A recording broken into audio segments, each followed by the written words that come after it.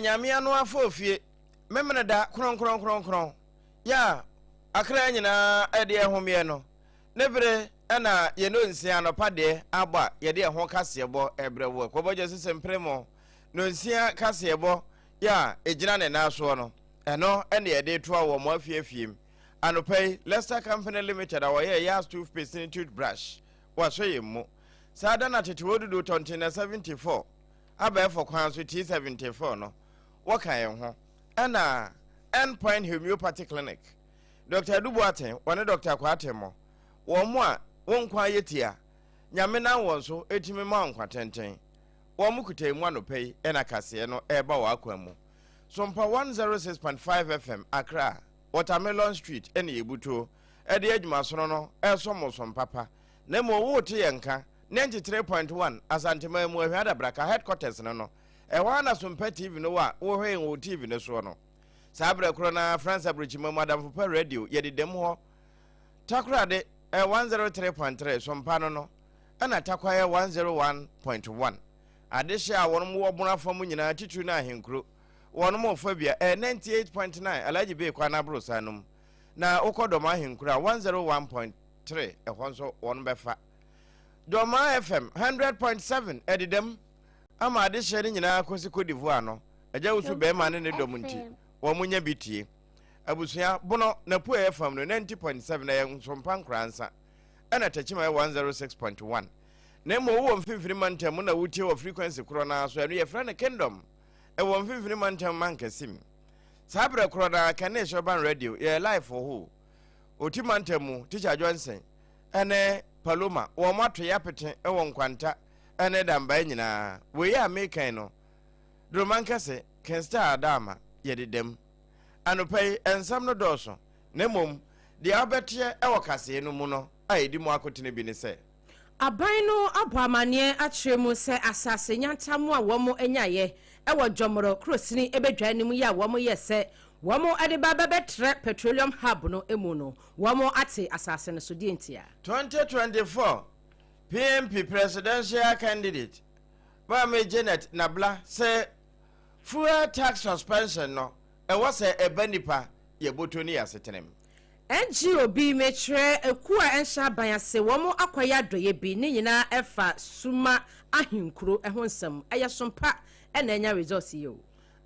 ene manjewes for womo kasa na womo de se empuntu abowon empanimfo mra kakra ye yama won kura no yenwi yabekwa kopiemu ewo insuta kwama beposo na MPP amanyuku no womo de omo se de omo nimu a any victory 2028 omo de dwumadie bi a hyehye so yabekwa amono ne victory 2028 ena Kamala Harris nso aboso se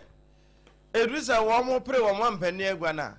wo be pre bi abusuan semni bi eka yenim ho ena na no pei enuano be no yesi adwa de som se SOMPA Nana kejesi no sia bremo ekase empeni sa akokɔ bi de ehoi ya no anima de kye na so brene bra no no otie free onini ano medin ABENA BADU ADEPA KWOFIE menembra triple mai AGYA APPIAH APAM DADAA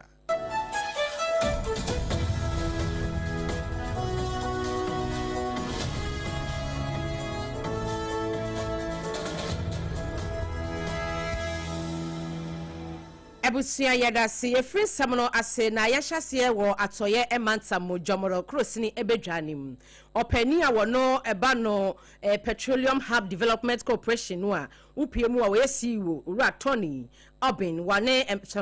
semtrofo adinkomo ewo abra wo mo ekohia mpanimfo ewo sekendi ni nyina efa Western Regional House of Chiefs yenim enumu na Dr. Tony Obin edi atu dwachire mu se asase nyantamu a aban enyaye ye wase wanom esi Petroleum Hub yi ebie ewo dwomoro mesini no emu no wanom asase a wo munyaye no wo mo ateso ekakra entinu mu kiremu a wamo ateso be se 6,700 acres ni nyina efa eniema bi a esisi ye ya na wase wamo allocate eyesika bi kura edema wamo a wamo ensasi ebedi mu nanso ekoye se de akwakwaya ne de enya acha na eche se enya ache dada enti na wasempanimfo esesa won sakakra na de ebeboa ebetumi amadwumadi a wobedi na fa ho no etumi akoyi enti na wasa wonom eteso ebra Dr. Tony Obin edene nsamba no so pakase ye fa bi. The president thought that, look, if we have to follow these petitions,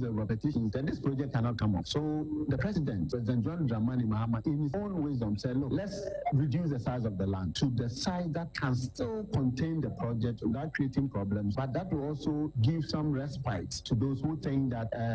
the project is taking too much. So the President said, take 12,300 acres instead of 3,000 acres. So there's a reduction of about 6,700 acres. So he said 5,000 hectares. The acres and hectares are different. Sometimes you hear 5,000 hectares, you think it is more, but he converted to acreage is 12,300. So that has been settled. Openia wakasa ye CEO Edema Petroleum Hub Development Corporation Dr. Tony Obin wono ena cheche muninti asase yantam 20,000 acres ya wenu nya ye ewo jomoro krosini ebedwa ni mu ani nyina efa no Petrol Hub Development ya womo edeba bedi sedwuma no bibi nti ene niema ba ko ni mienu binti na wasa wono mateso kakra ya womo ateso by 6,700 ya wode sansem nyina etumu wabra womo kohia Western Regional House of Chiefs na sem trofo SOMPA kase ye fabia ya da ne chidi asomo no nsi abremo kase bo SOMPA TV na FM so de no eno a ena ye de to wa Facebook no so wo hwebie YouTube SOMPA FM live ehon so edi atwagu no na ye to so a na ye wura manyosemo 2024 no People's National Party ene etwa ne tiafra ne PNP de wokura franka ma abonom Janet Asana Nabla na mama Janet Nabla na ebo mampani abaso titru ne chine yaban ya wote so se petro etuo binu medada so no wotumi afasa abre ye mu ayeden na wo bo na baso nyina no won de wo dwene ho na ye ne da dwene ne se saa ente so no a wo hwehwe fifiri so ye mpo wa bose na point is nyina ne wo ma ye ne ministers kura nto petro ntuaka no eye hyehye papa nanso ewo se timere frete na eba nipa asetenem wo bia nso ehunu se ampa ente so bia ba ye so mfa so no ebe kan bia mini agise mo government no matima yesa adie no but then we share yeah government the relief ba it doesn't even affect us. It doesn't. It has never. No day government the relief ba ya or to me catch like transport operators or to me catch drum omo mutong nyema cut down your prices because misuma yesi. You see, so it's not a matter of relief. Yeah, pay relief keke. We want the ability of the government to let prices of goods and services, including fuel prices, to reduce at the pump. And now, who say, transportation agencies for prices. But we should Ghana, how many people have their own cars? Nipahi, ne warm one vehicles are running around. So majority of Ghanaians are taking a public transportation system. And now, problems in almost 80% of Ghanaians take public transportation. Government, reliever, they don't usually want to affect the relief in their prices. Ene a woti ye ne mfoni a wo hwe wo TV ne so ene Facebook YouTube nyina aka ho no eye Janet Asana Nabla wono 2024 ona ye presidential candidate ade ma PNP amanyoku no wono ne ensentropho di nkomo a yama no bofo efa bi ma ye ebusia buru mantamo ene ye de kasie ekwa kopie na suma ahinkuro bese enakakrani ena womo ne yensem kyerefo a womo butu afa ho me kyere SOMPA kase yensem kyerefo etwetwe nkomo kyere mu se eba no cashew nut ya wono dua bi pa e won potempo enso no obeba no na egugu fom na ayebasa asede yen hyeda amfa ni dwuma bia enso cashew sei no emfaso wo mu pa na bra womo de womo nsem ene womo adesrede efa SOMPA so ama SOMPA so yedi gu amansan anim no ekubi a hya ban ya se efre one hive Ghana wɔn akɔpie mu ɛwɔ mpɔtam wɔ mɛkyerɛ soma ahenkuro hɔ ya wɔn ɛde entity yasomsonko ɛne dwumadi a ɛba bɛboa Cashew a ɛno no wɔn kyerɛ mu sɛ wɔn nya atɔfo mpo ɛsɛe ɛwɔ soma ahenkuro no wɔn nso ɛtimi ɛde adi dwuma papa mpanimfoɔ ya wɔn ɛda dwuma koi ano owura Janet Asifu wɔno ɛna akyerɛ mu sɛ mprempren ya deɛ ɛma yɛfa wɔnom ɛkyerɛ ni wɔn ama wɔn nso ɛnya ho nimdeɛ kakra na wɔn de aboa dwumadie no bɛsɛ ahenum 50 ɛno akyiri no wɔn bɛfa bi aka ho a wɔn sompa yɛnsɛm twerɛ ni ɔpambo edi nkɔmɔ APPIAH Cashew Value Addition and Livelihood Empowerment Program. If I told you the money you be breaking it down. Yankasa nim say bono ahafo bono Easter cashew production edos hapa. In fact, I say you producing 90% of cashew a year in exporting Ghana. And so pay brain no ayana farmers no nia yeni kuhu pa nuts enti ye nuts we are na apostle de jai amana pro ewo yemfum eno ena ene one hive Ghana ene ye German partners etu ho na mo say ye ba be mamon tete ya mo be add value se ka se wo be add value wo be dane sa cashew apple ena fe nuts ne so add something special ana bibi shronko a ebema even omo export nuts ne kwam waje usika no apples na ye jai egu afuom emana pro no yetumi dia ye bi enya emfaso se mekase emfaso a sika kudi ka Mami a okasa ye CEO ya wono wada one hive Ghana no Mami Janet Isifu wono ne kasa ye ni kasa no akyi no owura AGYA wono so CEO edema National Entrepreneurship and Innovation Program wono so eka kire mebuno esesa ntete yasum wei ewase wo mo gye no awo atu na yemeshasi na yentete emebunu yentete omoye maro no omutimi ayi bibi edi Africa Cashew juma no this ye wo bi mo de ye say the Cashew juma no tie ano na ye juma mutimi area as o mo rekro because once them yentete ebiane ni free na bana so no na o mo recalles ni na dane ebi so sign so atade yo ma oye ni hwe ye na enyeje but the problem is that because our mind no ye no be there value addition key emane no say yentete Cashew abanu etumria na ediane na yidi no na eto atwe enti say ne ye yam kofo ebetimi akye de o se de Cashew ediane ne ye na menim say ebeboa pi because our wastage na ekoswa ye to apple seed na de twena no emfaso bi anyeden emaso Owura Eric AGYA CEO Edema National Entrepreneurship and Innovation Program ano wono so dwumadi yase no ho eno ani ensem training opambo ekasa enu achi no wamu a wamo so ntete yasum ye de ama wamo eye suma ahinkuro adehye enso se ni sei no yam say Cashew no first na etete ya na ya aduane na turo na enim say mfasode e wo by say yam say Cashew no bo amanfo nso amane say mfasode e wo na aduane na so enti o motete ya mo ntu by ye befa e de aye either say drink mo and say biscuits me ma say Cashew biscuit from me bi wo e wo store me say mfasode e wo so in fact I say you quite yam say Cashew say ye tete ya na de say beto apuna to atie da the Omobeye, that was a my young facility, the Cashew, the name Sabia, who we are not watching the Basan and Tessa, that was India trouble. I eat no more cafe, the other chair, or higher trouble. You see, this is Yaman sense for me. Entino adihye bia wo mo so dwumadie yi aso won so em wo mo hu se Cashew say no ne apple no ye nto nkyene na emom emfaso pi e wo so a one hive Ghana wo mo kopie mo e wo eyesuma hinkuro ebono ematamu a wo mo echeche ma se sei wonu mafa emama komako aduonum 50 ya ye de ntete yesum hwunkun e ba beso nti beda se pa na no wo mo edase yi ye nsem training na agyeman opambo e na tu nsem yesum ye Ba bedu wono eba santema mu nkronkuma empuntu abo wo mo ape no wono na akwakoye sompa so afo a wo hwe mpuntu so enti eye ni no waduru ho na afija sa kire south mansinu mu wakoho e won so ade hye wo ho bi bre pa na wono mo se eba akade ahodo adodode a oman no wa oman mani nyina edi bie no wo mo de lake papa gye wɔn mo mma koraa nante ɛkɔ bepɔ ase anaasɛ tɛkyerɛm ansa na wɔn akɔ akɔgye nteteɛ na wɔn ne ba abedu edi nkɔmɔ sei.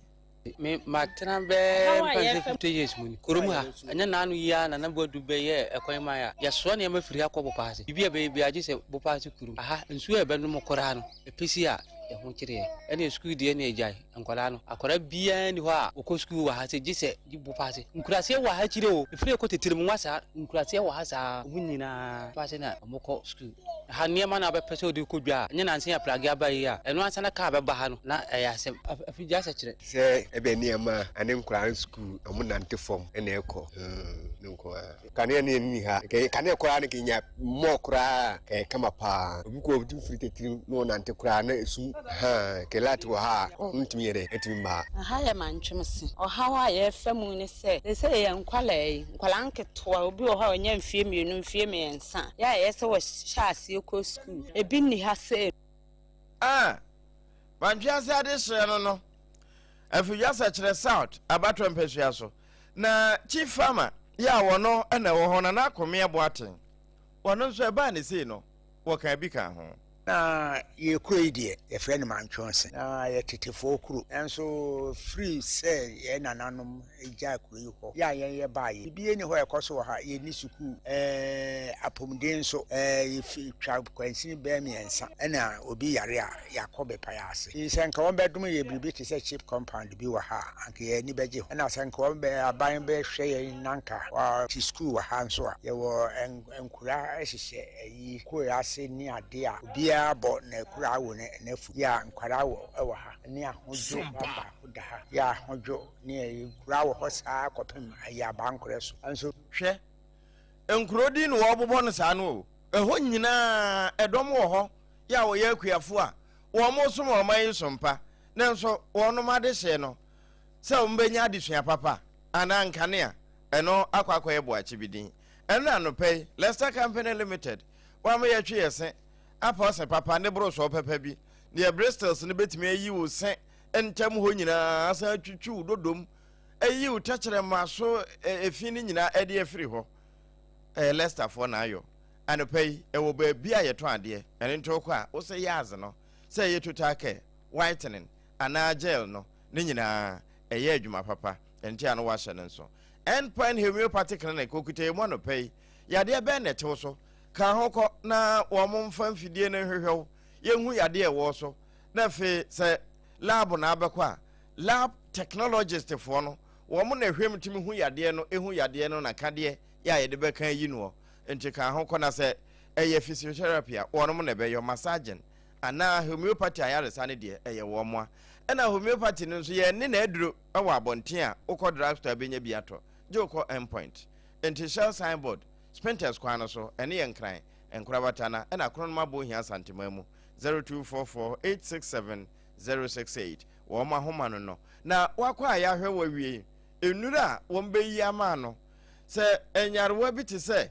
HIV mpo na etewo so eye hosa afichikro mu hawo ana wo de ne yade kwankro yakasa yade ne wobrebo ana sa no mu a ohia 2074 etete wodudo no ene ya dada nso ayi ensuo na ewaduru num no na yede eno aye aduru nti wohwe ani a ayese nsuo pepepe na nso adwuma eyo no eche ne nkonya enti anopai ba bi eto nro bia ahyeta hwehwe won na jeodie T74 ene aduru no ekwoba jese sempere mo kase bo won na ne dia wono ne bo aboso edi kan twantomasi ne kokko eso kase na sene ansana afoforo kura eti aba ho na adanse hu ne mapa no de wode hya ase de wode kwakowie kejesi enewo ono nso wa yasamframa wo ba bia nti wo mpasu aso wo no wo ho eno ane so obaji ahoma no na wawosum na fe wabusa se aha na mejina ehemfa na wo nkrabata no wo na fe yadoma bo 0204 355 040 wo madama ena no pay no nzebre mu kase ebo a ena SOMPA TV no so wutie wo FM no so Facebook YouTube wiase nyina pa ne so ya decoder so nso wuti bie no eno ne yede sommo ye dan ye hutiawa abusuamanko ye ba ye to akase ne so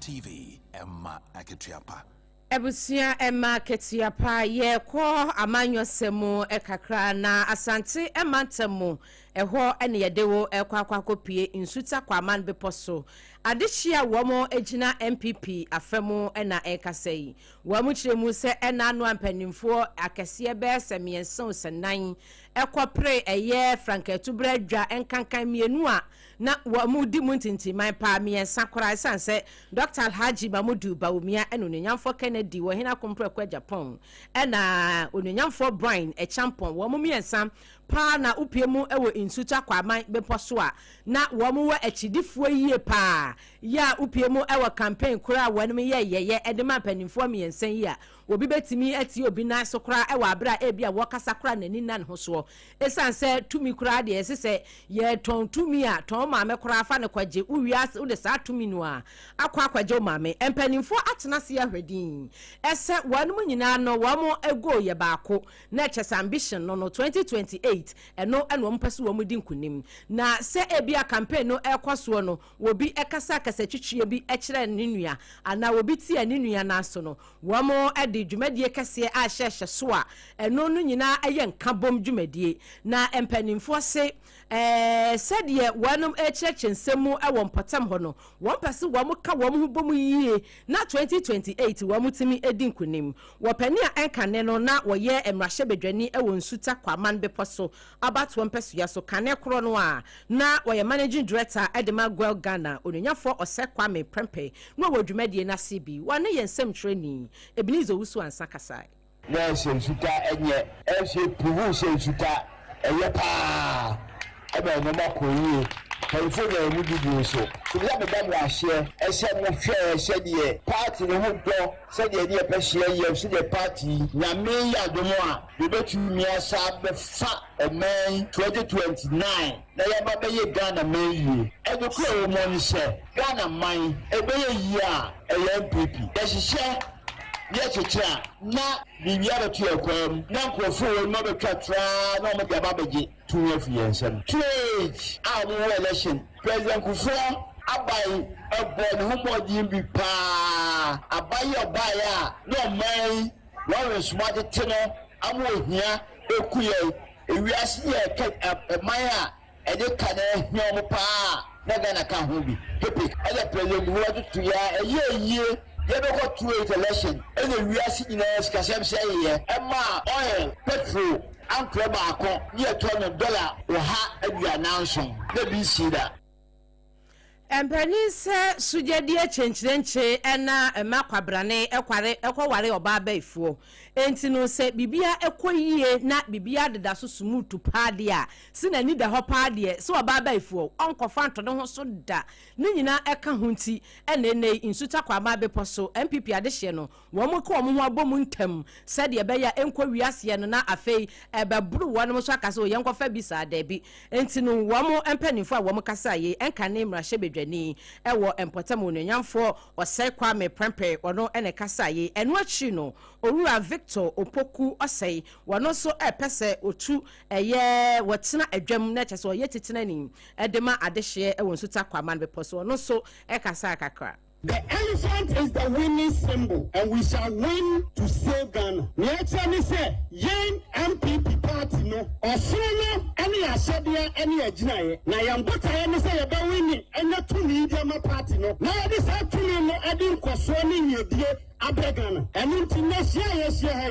say, or sunu kokroko anameboa. Na say yes, or sunu kokroko, or sunu yeni tuntum anameboa, or sunu yeni fufu anameboa, or sunu yeni akukosa de anameboa, or sunu dia yoswana. And until you made the ampanifo ebe Sima niso anayaka semeka wasam nise. Nientia yeshia. Nientia yeshia nyina say 2028. Yeah, wahanyina jatum say. NDC for Petroleum. NDC for Petroleum. FM. Central Messinino emo asante ematemu insuta kwa man beposo abato empesua so MPP adehye osuru kokroko na wonam aka womo ho abomu a womo edi dwumadi hyehye so womo ye di na nyina wom get together hwemso na me ni binti na atwemienu ka kwayase enti no womo eye adea ama bibia aye kama owura Victor wasai poku ya ono so wo pre titinani ewo insuta kwama bepo so wono ani yensem training Ebinizo Wusu ansa ekasa ye ya wonu mu kire mu se 2028 victory no modwene ho abusua ye kowie kase no wa manone US abrochimemu eho ne yewura na non convention bi akoso wechire National Action Network o convention kese akoso New York City na eno na kane mampani abedi akire Kamala Harris wakwa kasa wase no wo chese 2028 kianeke mampani agwa no wobeben ho na wobepre de ntia wobepre nyina ne se saa over office wo no watena ho ennabi pa ya waye adwuma nkasa esan se wo hwemu a 2024 ho bia say no wo bo adwuma ewo ho enti wonim America ne to ene na no nyina ne hawa hodo a wonam a wo betime nso aso ano na sansemi no ye fa bi yentimra.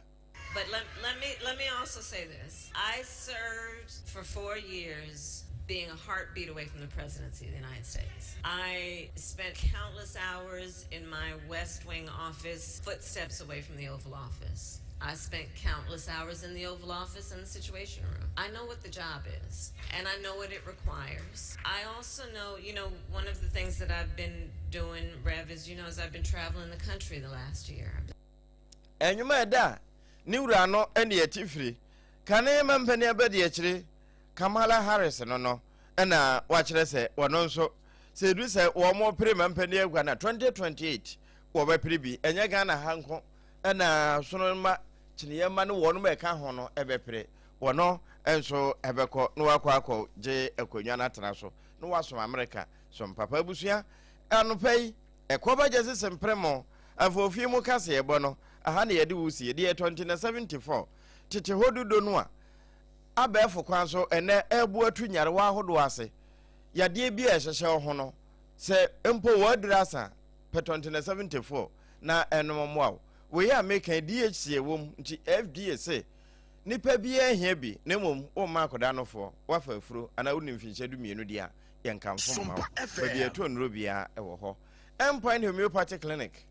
homeopathy nro no je ukoho ansana wanya ho ayaresa yenton wo pharmaceutical shop anase obese over the counter bia mu enti kwa wo mu nchen na Dr. Kwaten Dr. Dubu Atemo wo mu hwehwe mu gem yenhu yade etew so na anopai yemmoa wo mu kuta yemu na yede nsempa no eba wa akwan mu ya twuse na ora hygiene no wanya ode Lester Company Limited wo mu na de ya toothpaste and toothbrush eba no anopai nsemo a yade bre wo se no nsiabre mu kase eba ohwe bi ewo TV no so na sompa ya affiliate ni nyina ya kurabata ni nyina fa bi ma Kingdom 106.1 mankasim wo fa bi adamfo pa radio nso fa bi ewo France abrochimamu a Doma FM 100.7 so fa bi no de na edi anim no ebi ne se Dr. Tony Obi wono NAC Wodima Petroleum Hub Development Corporation wadi atudwa chemu se asasinyanta mbese 20,000 acres ya bino enya ye ewo dwomro mesini mu a womo ede baba ye petrol hub dwumadie no womo ate so by 6,700 ya wadi nsem nyina atudwa ewo abra Western Regional House of Chiefs wono mu kohyiae waba Janet Nabla wono na PMP amanyoku no 2024 2 frank ama wonom wose mampani ayade chini ya ban se petrol etro be ededa so no wahwehwan nanso ewose edadi ewotemamufo yasetenam ena yekọ mantwense eno wosechire afija sechire saato ho wo mo se eba ebiti se enkanea suku ene nepa abane chema Ghana nyinanya bi no a mantwense fo de wo mo nibi enti empanimfo mra wonsra ba mu a wone ba abedu edi ho nkomo ebusia sede SOMPA ebeyi empanimfo asotire sa adehia womo ewo suma hinkuro bunu mantamu echiremu se Cashew no apo ni timigu fam na sei ekame sanfaso bia emaso ne yede tumfra memo no one hive Ghana womo ede dwumadie to soronko akwahyehyɛ so a emma bese ahenum 50 ene yafa wo mo a ye cheche wo mo ekwan a ye de sa Cashew no apple no ebedi dwuma ye de munsam esomo abusua ye sa kwa amanone kane mampani abadi akire ewo US Kamala Harris say 2028 wabapre na waba mampani egwa no so esanse wonim hawo no na obetimi aso ano abusia na semini bi eka ye nim ho ne esi adwa se na naka je se no si abremu kase ya yede esomo adehia ye je pene ne esi adwa ema Augustine epeja yen efrifi ha besi tintan fidie ne so unya bi ehwe yen etie yen no ye da munyina mu asemi midin ABENA BADU ADEPA KWOFIE menembra triple AMI AGYA APPIAH APAM DADAA